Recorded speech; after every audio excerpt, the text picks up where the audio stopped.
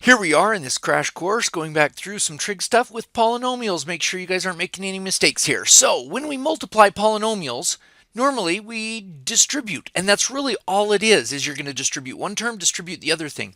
Some people may not recognize this, but you've been doing it for a very long time. Notice that when you go back here to arithmetic and you do a distribution, you take the 2 times the 4, and what is that? 2 times 4 is 8. 2 times 3 is 6. 2 times 2 is 4. Yeah, this guy right here is 2 times 234. And then what do? We do the 1. That's not really a 1, it's a 10. So we put a 0 there, and then 1 times 4 is 4. 1 times 3 is 3. 1 times 2 is 2. And we did a bing, bing, bing, a distribution. Notice that we actually did a distribution of both of those into the full thing. And then when we get done, we add them. Oh, I didn't write down what that was. This is 1. Nope, that's actually a 10 times 234. That's what that guy is. And so when we add them together, we end up with 8, 0, carry the 1. Yeah, 8 there, 2 there. 2808, and it's now 12 times 234. That's where we get that thing. Well, the same thing happens here. We're going to take and distribute that 5x through everything, so we get a 10x cubed plus a 15x squared plus a 20x. That's exactly right. And now when we distribute the negative 7 through, we now have negative 14x squared. It's going to be right here. And notice we're kind of stacking them just like we used to do there. Minus a 21x and minus a 28. And then at the end, what do? We combine like terms. We add them together. We get a 10x cubed plus an x squared minus an x minus a 28, and we're all good. That's the multiplication of polynomials. Now we have to be a little bit cautious when we're doing some of these examples. Like some of you have learned 2x minus 5, 3x plus 4, something like that. And you'll notice that it's taking a binomial, 2 terms times 2 terms, so we end up with 4 terms. That's 6x squared plus 8x. And then when we do the minus 5 and then the times the plus 4, we get negative 15x minus 20. Yeah, and put those together and we get 6x squared minus 7x minus 20. Now, because a binomial times a binomial is so common, we end up with 4 terms. To remind us, there's an acronym that some people use. The front 2 times together, the outside 2, the inside 2, and then L. That's where FOIL comes from. You notice it's really hard to describe it for a generic polynomial, so FOIL is actually only an acronym for a binomial times a binomial, where we end up with 4 terms. This one ended up with 1, 2, 3, 4, 5, 6. Yeah, binomial times trinomial gave us 6 terms before we simplified. Some other things that come up pretty nice. You have an x plus 3 times x minus 3. You're like, oh, what happens there? You have x squared minus a 3x plus a 3x minus 9. And look at what magic happens here. The middle terms cancel and we're left with x squared minus 9. Sometimes that happens, and it's very important that we identify these for when we get into factoring. Final thing, 2x plus 7 altogether squared. Now we need to write this guy right next to it, 2x plus 7. Right up here, there's going to be a common mistake that many people run into. Squared means we're actually taking 2x plus 7 times 2x plus 7. That's what squared is. And remember, that plus sign means that we need to distribute. There are some that would like to just bring the squared in and say, oh, that's 4x squared plus 49. But that plus sign, we have to do the distribution. Super distribute. What's going on here? And we get a 4x squared plus a 14x plus a 14x plus a 49. Ooh, that's 4x squared. These two terms always are the same, so we double them and we get 28x and then a 49. Yeah. So that's what that is going to be squared. Now the mistake that I mentioned, some people will try to make it 4x squared plus a 49, and that's bad. They try to just bring that guy in. If it's a multiplication in here, you can do that with exponents, but you can't do it here. This is called the freshman's dream. That means Hundreds of years of upperclassmen, sophomores, juniors, and seniors are laughing at you in their graves if you try to pull this stunt. It simply doesn't work, and it does not come out to be equal. You can see that. Let's do 3 plus 4 and square it. This better end up being 3 plus 4 is 7, squared is 49. It better end up being 49.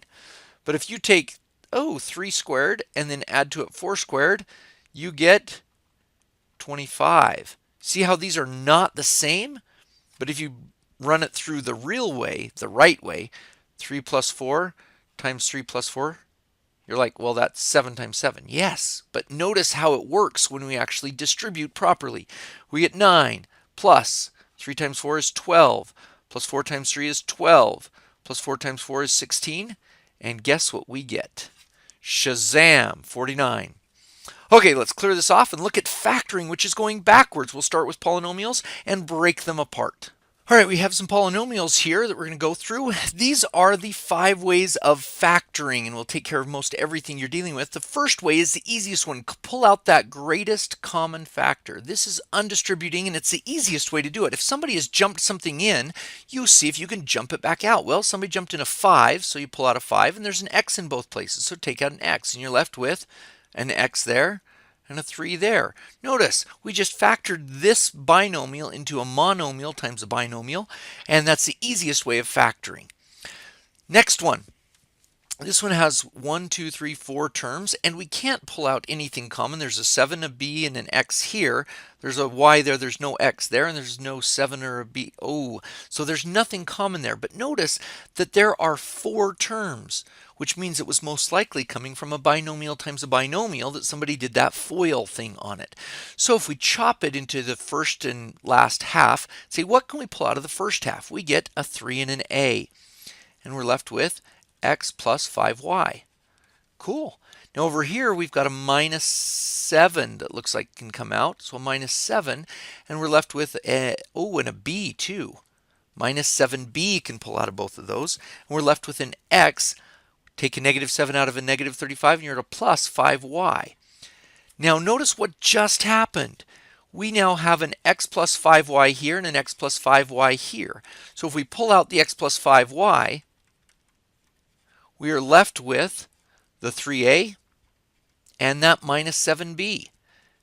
And notice that that's exactly what it is. If we FOIL this, we'll get 3ax and then minus 7bx, so that's guys over there, plus 15ay is right there, minus 35by. That's right. So that is called grouping, where we take and split those 4 terms in half, handle the first binomial and the second binomial separately, and hopefully there will be a common factor between both of them that can come out. If you can make that work, that's a great way to deal with 4 terms, and that'll come in later very nicely. This one, you have to look at the pattern on how 2 binomials, well, you know it's going to be an x and an x. And these 2 things had to times 2 a negative 20. Well, the middle terms added to a negative 8. So you got to come out here negative 20. Let me see, that could have been a 1 times a 20, a 2 times a 10, a 4 times a 5. Any of those add to a negative 8? Indeed. A positive 2 and a negative 10. So plus 2 and a minus 10. And you just try the things that multiply to the right thing until you get it. Shazam! And that is anything that does not have a leading coefficient larger or smaller than 1. If it's equal to 1 out here, it's a very quick, easy way to do it. What multiplies to the last one adds to the middle one, and if they wouldn't work, it would be a prime polynomial. Okay, let's look at some of the other ones now. All right, here are the rest of these that we're going to show you an example on each one. So, if there is a leading coefficient in front of here, you can't just break it up into 2 things and have things times to 6 and add to 11. That doesn't work. This guy messed up those middle terms when they multiplied it out. So what you actually have to do is take 4 times 6. This is called the AC method. You take 4 times 6 is 24. And what multiplies to 24? Well, a 1 and a 24, a 2 and a 12, a 3 and an 8, a 4 and a 6. Do any of these add to 11? Well, that guy right there. That means that this middle term actually came from 4x squared plus 3x plus 8x plus 6. Those are the exact 2 terms added together to get 11x. a genius way of breaking it up, because now we have four terms and we can chop it in half. Somebody foiled to get these four terms that combined in the middle. So now what can we take out of the first part? An x. Indeed, and that's a 4x plus a 3 that's left. And over here, we can take a 2 out. And what's left? A 4x plus a 3. Oh, look at what we have. 4x plus 3, 4x plus 3, and shazam, pull that guy out, and we were left with 4x plus 3. And you pull it out of this part, and you get just the x. Pull it out of that part, and you just get the 2. And you can try it. 4x squared, 8x plus 3x, that's 11x in the middle, plus a 6. That's called the AC method of factoring a trinomial with a leading coefficient that is not equal to 1. And yeah, you can tell that that 4 is what messed it up, so that this 3 and 2 didn't make the 11 in the middle. It was a 3 and an 8. All right, so that's the AC method. This one, this guy, there's no middle term. There was a pattern in multiplying them where you could tell what happened there. Had to be a 5x and a 5x, and this had to be an 11 and 11. In order for the middle terms to cancel, these two had to be exactly the same. So that tells you that this number has to be a perfect square.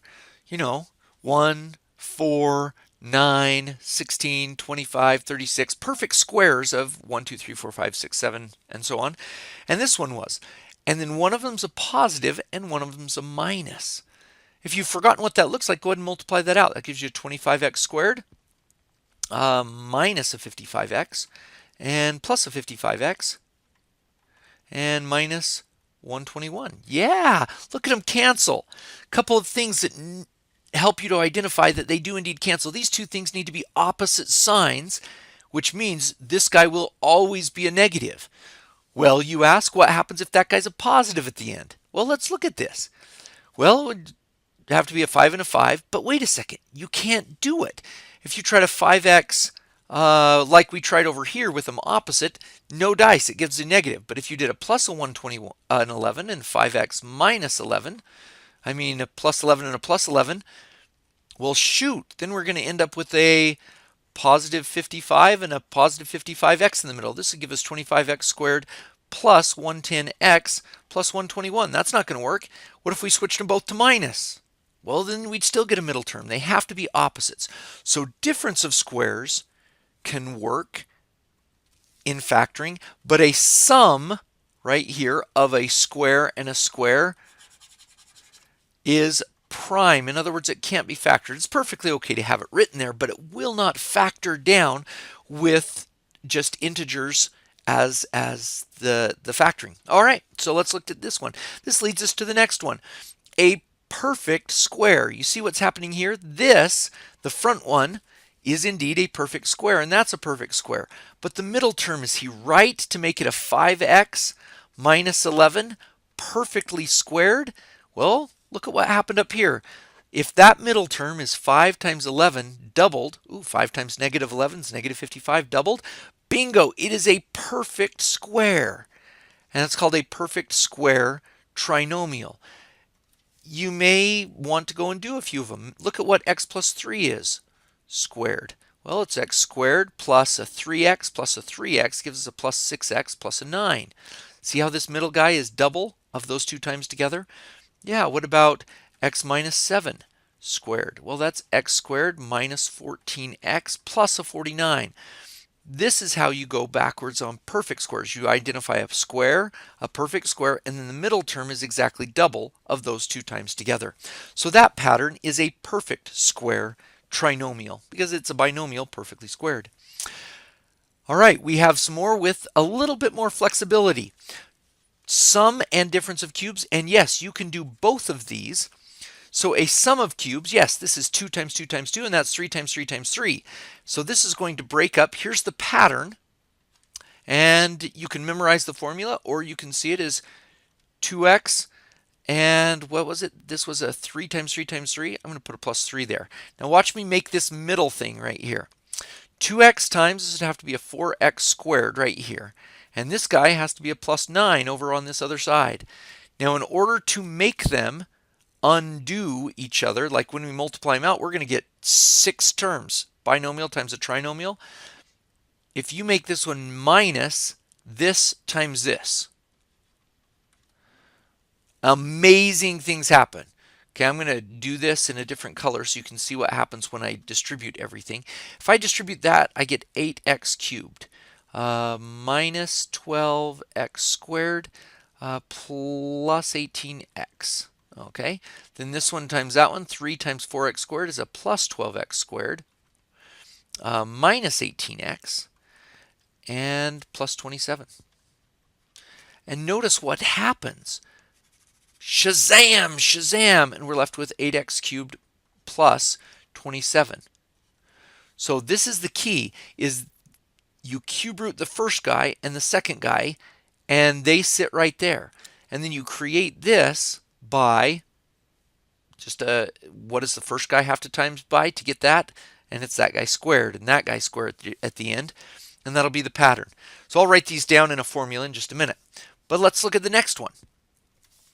Again, with cubes, it'll work with a sum or a difference. Now, 125 is 5 times 5 times 5, so this is going to be a 5x to begin with. And this is 7 times 7 times 7, so it's going to be minus a 7y. There we go. Okay, let's construct the middle one. All right, so 5x times, this would have to be a 25x squared, and that'd have to be a plus 49. That's to make sure the end ones get correct, and the middle guy is the opposite of 5x times 7, negative 7y. So it's a positive 35xy. Okay, you want to see the magic? Here it comes. 5x times that, that's 125x cubed. Fascinating. 5x times that, oh shoot, that's plus 175x squared y. Okay, 5x times that, that's plus 245. I forgot there's got to be a y on that 49, a y squared. Okay, I'll slip that guy in there. Okay, 245 xy squared. Okay, now let's jump the 7y through, the negative 7y. So negative 7y times 25x squared is negative 175 x squared y. And that one times that one is negative 7 times 35 is negative 210, and 35, yeah, it's negative 245 xy squared. Do you see the magic? And then that times that is negative 343 y cubed. Ooh, ran out of room. Sorry about that. But look at the magic that just happened. And this will always happen when you know, what, you didn't know that 343 was 7 cubed? Yeah, better study on those. Difference of perfect cubes, and we get 125x cubed minus 343 y cubed. Fascinating stuff. So here's the formula for these. If you have a perfect cube, either plus or minus another perfect cube, it breaks up into that exactly like it looks like once you cube root it. So 8 goes down to a 2, 27 goes down to a 3, and the other guy is an a squared and a b squared plus always, and then the middle term is always exactly opposite. So if this was a plus, that's a minus. If that was a minus, that's a plus, and just AB. So here's the formula that will help you at any time with sum or difference of cubes. Okay, so that gets us through factoring. Now let's see why factoring is so valuable. It all harkens back to the good old days of numbers, arithmetic, fractions. So if you have something like 6/8 as a fraction, now these are called rational numbers because the word ratio is the root of rational. So it's not because they can think well, it's because they're a ratio of two numbers. Well, we learned how to simplify these, and you're like, oh, that's easy. You take a 2 out and you take a 2 out. Well, I'm going to do it in very slow motion. This is 2 times 3 and 2 times 4. And then you're like, oh, 2 divided by 2 is a 1, which is your multiplicative identity, and cancels, or divides to 1, which is invisible with multiplication, and you get 3/4. Now notice how fast your brain did that. Let's take out a 2 and take out a 2. Well, you didn't need to do it in slow motion, but there are now expressions with polynomials where you can't do that. So this slow motion will really help us. If you have something like x squared minus 25 over x squared minus 3x minus 10. something like that. Number one, you are going to be tempted to take that x squared and cancel with that x squared. Let's go back to here and note that this canceled because they were timesing, and timesing and dividing undo each other. Is dividing the opposite of subtraction? No. So you may not cancel that x squared. You may not cancel that 25 with that. You can't do anything until things are multiplied together. Can you imagine if somebody took this over here and said, oh yeah, 6 is the same as 5 plus 1, and 8 is the same as 5 plus 3, so let's cancel those. 6/8 now reduces to 1/3. That's terrible. You just made division undo addition. You can't do it. It has to be broken up by multiplication, so that is very important, especially when we deal with polynomials. Well, we just learned how to factor, so let's do it right. Let's factor this. This is x plus 5, x minus 5. That's a difference of squares. We know that one. What about this one? This is a quick, easy one with just a leading coefficient of 1. So we're at x there, x there. What times is to negative 10 and adds to negative 3? Ooh, that's a plus 2 and a minus 5. And notice what happens. We couldn't see it before, just like we could with these sort of fractions, but now we have fractions with polynomials or rational expressions. The key is to split these polynomials open with multiplication and see what happens. And look, x minus 5, that whole number in parentheses is timesing. And so it's legal to now cancel it. And this reduces to x plus 5 over x plus 2. You're going to use this a ton in limits. Like right now, you can't stick negative 5 in here as a fraction because you'll get 0 over 0. And that's bad news. But you can stick 5 into this guy, and they're all the same except for at exactly the number 5, so that will help you to find the limit in calculus. So that's pretty cool. Now let's go back and do one where we had like 2/3 plus 5/8. Do you remember how we would do that one? Well, yeah, when adding, you have to get a common denominator. Oh yeah, common denominator. So we would, times by 8, times by 8, times by 3, times by 3. And now these denominators are exactly the same. You get 16/24 plus 15/24, and now we have 31/24. Then you check to see if that will simplify. So what do we do with these guys? Yeah, let's have some fun now. 2 over x squared plus 3x plus 2 minus 4 over x squared plus 4x plus 3. And, what do we do with these? Well, we've got to get common denominators. And the key to this is factoring. We don't know what these guys are really made up over, so we have to dissect them and see what really is making them up. And you'll notice that this is an x plus 2, x plus 1. And over here we have an x plus 3 and an x plus 1. Well, not to be too painfully obvious, but what do we have? Look, we just picked an 8 and a 3 and times them in there. Yeah, we can do that. We can say, hey, I want to multiply this guy by x plus 3. Better do it on top and bottom. Yeah. And what would this guy need? An x plus 2. And the question is, whoa, can you do that? Of course you can. As long as you times the top and bottom by the same thing, we now have an exact common denominator. Let's write it out here. X plus 2, x plus 1, x plus 3. That's all the same common denominator, and then add the numerators. And this is 2x plus 6 minus 4x minus 8, which equals negative 2x minus 2 on the top of this big ugly mess. And usually you don't actually have to multiply these guys back out to see what polynomial that is. You can leave it in this factored form most of the time. On the top we can simplify. Let's take out a negative 2, and we're left with negative 2 x plus 1. And do you see what genius happens now? Yeah. Let's write that all out. The x plus 1s can now cancel. That's cool.